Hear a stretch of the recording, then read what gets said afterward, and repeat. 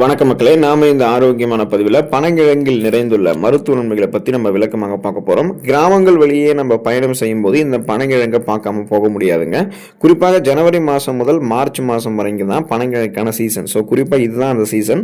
பனங்காயை மண்ணில் புதைத்து அது குருத்தாக வளர தொடங்கும் போது பிடுங்கிடுவாங்க. அந்த மாதிரி பிடுங்கப்படக்கூடிய பனை மரத்தினுடைய வேர்களை தான் நம்ம பனங்கிழங்காக சாப்பிட்றோம். இந்த பனங்கிழங்குகள் வெறும் சுவையை மட்டுமே நமக்கு கொடுக்கறது கிடையாதுங்க மக்களே, எண்ணற்ற மருத்துவ நன்மைகளுமே கொடுக்குது. அந்த மருத்துவ நன்மைகள்லாம் என்ன, அதுக்கு காரணமாக இருக்கக்கூடிய ஊட்டச்சத்துக்கள்லாம் என்னென்ன அப்படின்றத பற்றி தெளிவாக விளக்கமாக பார்க்க போகிறோம். அதை பற்றி பார்க்குறதுக்கு முன்னாடி இந்த வீடியோவுக்கு மட்டும் ஒரு லைக் கொடுத்துட்டு இந்த தகவலை உங்களுக்கு தெரிஞ்சவங்களுக்கும் ஷேர் பண்ணிடுங்க. ஏன்னா இது அவங்களுக்கும் பயனுள்ளதாக இருக்கக்கூடிய ஒரு ஆரோக்கியமான பதிவு தான். இது போன்ற அப்டேட்ஸ்க்கு நீங்கள் தொடர்ந்து பார்க்குறதுக்கு நம்மளுடைய ஹெல்த் நியூஸ் தமிழ் சேனலை மறக்காமல் சப்ஸ்கிரைப் பண்ணி வச்சுக்கோங்க. பக்கத்தில் இருக்கக்கூடிய பெல் பட்டனையும் கிளிக் பண்ணி ஆல் அப்படின்ற ஆப்ஷனையும் செட் பண்ணி வச்சுக்கிட்டீங்க அப்படின்னா நாங்கள் போடக்கூடிய எல்லா அப்டேட்ஸும் உங்களுக்கு நோட்டிஃபிகேஷன் அடிக்கடி வந்து சேரும். சரிவாங்க மக்களே, இப்போ வீடியோக்குள்ளே போயிடலாம். செரிமானம் மேம்படுவதற்கு நம்ம பனங்கிழங்கு நம்முடைய உணவுகள் எடுத்துக்கலாம். பனங்கிழங்கு உணவு செரிமானத்திற்கு தேவைப்படக்கூடிய என்சைமை உற்பத்தி செய்வதால் செரிமானத்தை எப்போதுமே சீராக வைத்திருக்கும். அதோடு நம்ம உணவினுடைய ஊட்டச்சத்து உறிஞ்சுதலையுமே பனங்கிழங்கு வேகமாக செய்யுங்க. காரணம் என்னன்னா, பனங்கிழங்குல வளமான அளவில் ஃபைபர் என்று சொல்லக்கூடிய நார் சத்து இருக்கு.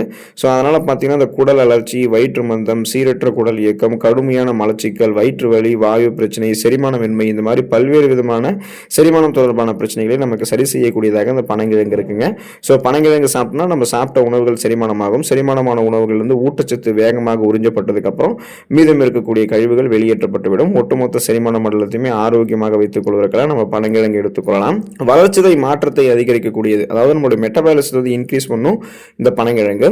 பனங்கிழங்குல இருக்கக்கூடிய புரோட்டீன், அந்த புரதச்சத்து ஒட்டுமொத்த உடல் இயக்கத்திற்குமே அத்தியாவசியமான தேவையாக இருக்குங்க. அதாவது உடலினுடைய செல்களை பராமரிக்கிறது, உறுப்புகளை பழுது நீக்கம் செய்வது, சருமத்தை புத்துணர்ச்சி ஆக்குறது, எலும்பு வளர்ச்சியை ஊக்குவிக்கிறது, தசை வளர்ச்சியை மேம்படுத்துவது என அனைத்தையுமே செய்யறதுக்கு புரோட்டீன் அப்படின்னு அந்த புரதம் நமக்கு முக்கிய பங்காற்றுதுங்க. இந்த புரதச்சத்து நமக்கு எதில் கிடைக்குதுன்னு பார்த்தீங்கன்னா பனங்கிழங்குல கிடைக்குது. ஸோ பனங்கிழங்குல இந்த புரதச்சத்து நிறைவாக இருக்கிறதால உங்களுடைய மெட்டபாலிசம், அந்த வளர்ச்சிதை மாற்றத்தில் எந்த இடையூறும் இருக்காது. உடலில் இருக்கக்கூடிய தேவையில்லாத கொழுப்புகள்லாம் எரிக்கப்படும். உங்களுடைய வெயிட் லாஸ் சீக்கிரமாக நடக்கும். அதே போல் செல்கள் எல்லாம் புதுப்பிக்கப்பட்டு நீங்கள் மீண்டும் மீண்டும் ஒரு புத்துணர்ச்சியான மனிதனாக உங்களை உணர்வீங்க. எந்த பிரச்சனையுமே உங்களுக்கு ஏற்படாது. ரத்த ஓட்டத்தை அதிகரிக்கக்கூடியது நம்ம எடுத்துக்கொள்ளக்கூடிய பனங்கிழங்கு. உங்களுக்கு அனிமியா எனப்படக்கூடிய அந்த இரும்புச்சத்து குறைபாடு இருக்கு அப்படின்னா பனங்கிழங்கு உங்களுக்கான சிறந்த உணவாக இருக்குங்க. இரும்புச்சத்து குறைபாட்டால் ஏற்படக்கூடிய உடல் சோர்வு, கவனமின்மை, குமட்டல், தலைவலி மற்றும் வயிறு தொந்தரவுகள், இது எல்லாமே பார்த்தீங்கன்னா பனங்கிழங்குக்கு தீர்வு. அதாவது இந்த ப்ராப்ளம் எல்லாத்தையுமே நீங்கள் கியூர் பண்ணிக்கிறதுக்கு பனங்கிழங்குல உங்களுக்கு தீர்வு இருக்கு. பனங்கிழங்கு என்ன பண்ணும் அப்படின்னா, அந்த இரும்புச்சத்து உங்களுக்கு கொடுக்கும்போது ரத்த சிகப்பு அணுக்கள், ரெட் பிளட் செல்ஸ் பராமரித்து உடலுக்கு தேவையான இரும்புச்சத்தை கொடுத்து அந்த ரெட் பிளட் செல்ஸ் கரெக்டான லெவலில் வைக்குது. ஸோ ரெட் பிளட் செல்ஸ் கரெக்டான லெவலில் இருக்கும்போது அதில் இருக்கக்கூடிய அந்த ரத்த புரதமான ஹீமோகுளோபின் நம் உடல் உறுப்புகளுக்கு ஆக்சிஜன் சப்ளை பண்ணுது. அதாவது ரத்த ஓட்டம், சீரான ரத்த ஓட்டம் மூலமாக ஆக்சிஜன் சப்ளை பண்ணுது.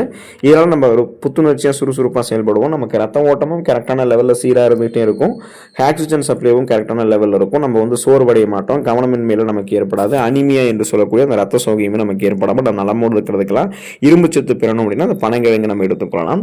நம்முடைய உடல் எடையை எந்த விதமான பக்க விளைவுகளும் இல்லாமல் ஆரோக்கியமான முறையில் குறைக்கிறதுக்கு பனங்கிழங்கு எடுத்துக்கலாம். இப்போ ஒரு சில உணவுகள் மட்டும்தான் அதிக ஊட்டச்சத்தும் குறைவான கலோரிகளையுமே கொண்டிருக்கும்.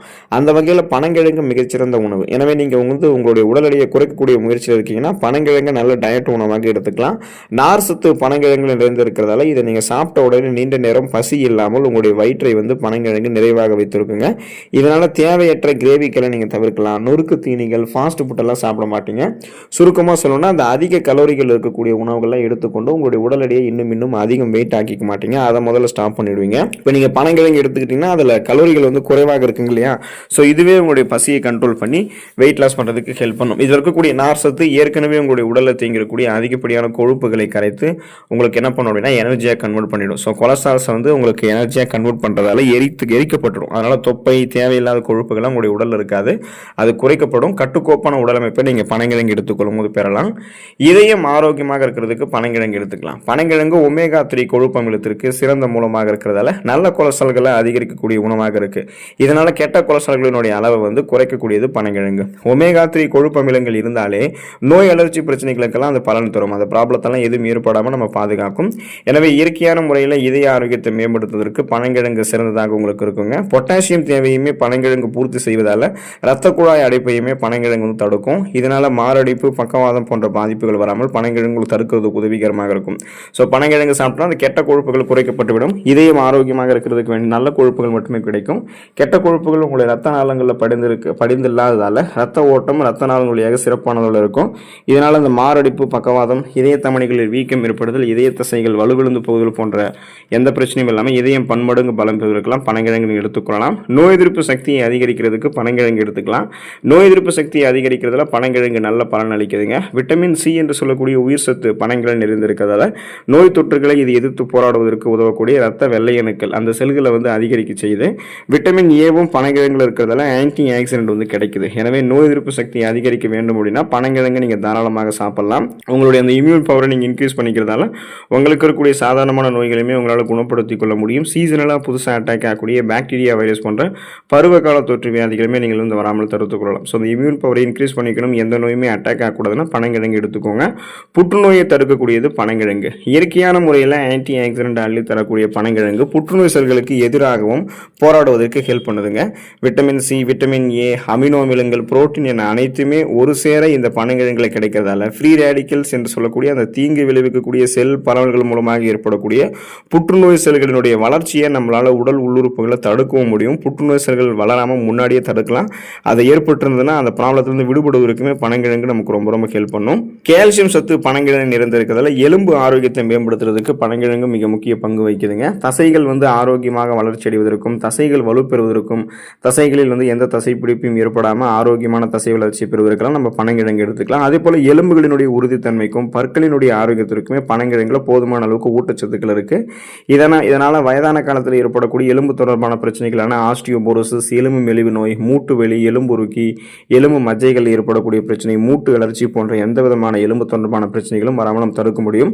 கூடுதலாக நம்மளுடைய பற்களுமே வலுப்பெறும். இப்போ இந்த ஈறுகள் ரத்த கசிவு ஏற்படுவதால் பற்கள் வலுவிழுந்து போகிறது, இந்த மாதிரி எந்த பிரச்சனையுமே இருக்காம இந்த கால்சியம் சத்தை நம்ம பெற்று எலும்புகளையும் பற்களையும் தசைகளையும் வலுப்படுத்திக் கொண்டு உடலை உறுதியாக நம்ம பலமாக பராமரித்துக் கொள்வதற்கு, நரம்புகளை எல்லாம் வலுப்படுத்திக்கிறதுக்கெல்லாம் பனங்கிழங்கு வந்து எடுத்துக்கொள்ளலாம்.